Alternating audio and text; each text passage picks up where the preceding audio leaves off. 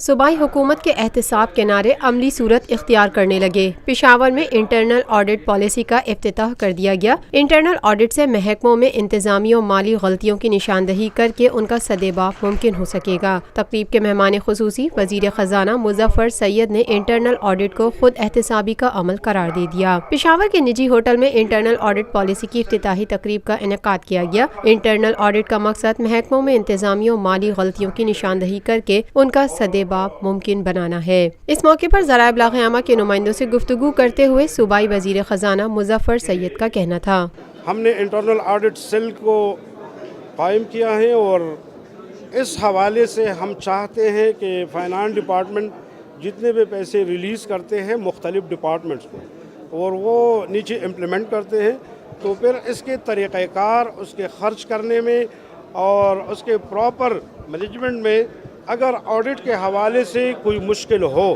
تو اس حوالے سے ہم اس کو گائیڈنس بھی دیتے ہیں۔ انٹرنل آڈٹ سیل کے حوالے سے ہم تمام ڈپارٹمنٹ کا یہ جو ڈی اے سی اور جو پی ایس سی میں پیرے اٹھائے جاتے ہیں یہ اپنی جگہ پہ درست ہیں، لیکن یہ 2، 3، 4، 5 سال بعد پھر ڈسکس ہوتے ہیں تو اس کے پھر وہ آؤٹ پٹ نہیں آتی۔ اسی لیے ہم چاہتے ہیں کہ ہم ابتدائی سے ایک چیز کو اسٹریم لائن کریں، ہم اس کے صحیح امپلیمنٹیشن کو، اور اس حوالے سے ہم نے یہ انٹرنل آڈٹ سیل یہ تمام ڈپارٹمنٹ کے اندر ہوگا اور اس پہ چیک رکھے گا، اس کے رہنمائی کرے گا اور اس کے حساب اور کتاب کا یہ اندازہ لگائے گا، اور اس حوالے سے یہ ہم اس کا ایکسپینڈیچر کو ہم ایکسپیڈائٹ کرنا بھی چاہتے ہیں۔ Lotus Lake Towers, a groundbreaking endeavor by Lotus Properties۔